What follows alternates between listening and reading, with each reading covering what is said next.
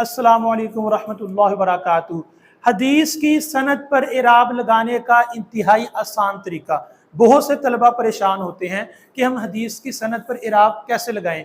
ये बात याद रखें कि आज आपको 2 से 3 ऐसी बातें बताई जाएंगी कि आज के बाद हदीस की सनद पर इराब लगाना ना सिर्फ आपके लिए आसान होगा, बल्कि आप बड़े ही पुरएतमाद तरीके से हदीस की सनद पर इराब लगाया करेंगे और बड़े पुरएतमाद तरीके से आप क्लास में हदीस को पढ़ने के काबिल हो जाएंगे। आपने 2 से 3 बातें याद रखनी हैं। अगर वो बातें आपको आती हैं तो हदीस की सनद पर इराब लगाना आपके लिए बिल्कुल कोई मसला ही नहीं रहेगा। सबसे पहले एक बात याद रखें कि आम तौर पे जो हदीस की सनद होती है वो अन हरफे जार से स्टार्ट होती है। अगर हदीस की सनद अन हरफे जार से शुरू हो रही है तो फिर तो ये बहुत ही आसान होने जा रहा है कि आपने इसकी सनद पर इराब कैसे लगाना है। जब आपको ये अन नजर आ जाए तो ये बात याद रखें, पूरी सनद पर जितने भी अल्फाज होंगे उन सब के नीचे जेर आएगी, जिसको अरबी जुबान में कसरा कहा जाता है। तो आप हशाम के नीचे जेर, बिन के नीचे जेर, जेर जेर जेर जेर लगाते जाएंगे। तो अब चाहे 2 लाइन्स पर मुश्तमिल हदीस की सनद है, चाहे 3 लाइन्स पर मुश्तमिल हदीस की सनद है, जब आपको यकीन होगा कि अन आ गया है और अब जितने भी अल्फाज आएंगे मैंने जेर जेर देते जाना है हर लफ्ज़ के आखिर में, तो आपके लिए कोई मसला नहीं होगा। हाँ, कोई एक आध लफ्ज़ अंदर ऐसा आ सकता है कि जिसको आप ज़बर, जिसके लिए ज़रूरी है कि आप उसको ज़बर दें। वो लफ्ज़ कौन सा होगा? गैर मुनसरिफ। गैर मुनसरिफ के अलावा जितने भी अल्फाज आएंगे आपने जेर जेर देनी है। तो अब आप सोच रहे होंगे कि गैर मुनसरिफ का हमें कैसे पता चलेगा। गैर मुनसरिफ को तलबा बहुत मुश्किल समझते हैं, लेकिन यहाँ पर आप 2 से 3 बातें याद रखें।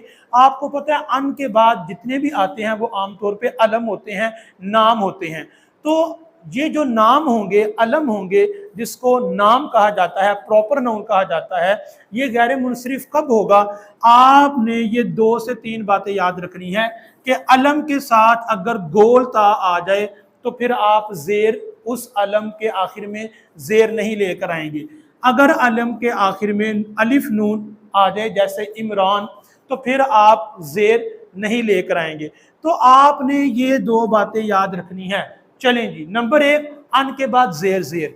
नंबर 2 अगर किसी नाम के साथ गोल ता आ गया या अलिफ नून आ गया तो फिर आप जेर नहीं, आप जबर देंगे। आइए अब हम इराब लगाते हैं। हम कहेंगे अन हशामिबनी, ये भी जेर, ये भी जेर। अब ये जो उर्वा है ये नाम के साथ गोल ता है, तो आप करेंगे उर्वाता, तो कोई मसला ही नहीं होगा, आपको देखकर ही पता चल जाएगा कि गोल ता आ गई है। आगे फिर अन होगा और फिर होगा अभी ही। तो ये देखें अन से लेकर यहां तक सारी जेर जेर आई है सिवाय उस लफ्ज के जिसके साथ गोलता आ गई है। अच्छा, अलम के साथ गोलता है, अलम के साथ अलिफ नून है। इसी तरह बाद असनाद में क्या आता है? अन इब्राहिमा, तो आप कह दें कि उजमा।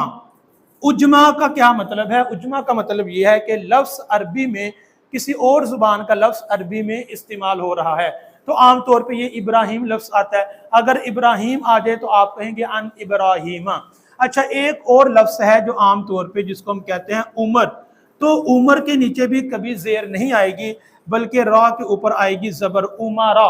तो अन उमारा बनिल खत्ताबी। तो ये 5 से 6 चीजें हैं जिनके बारे में आपने याद रखना है कि इन पर जबर आती है। वो ये चीजें आपको बता दी गई हैं।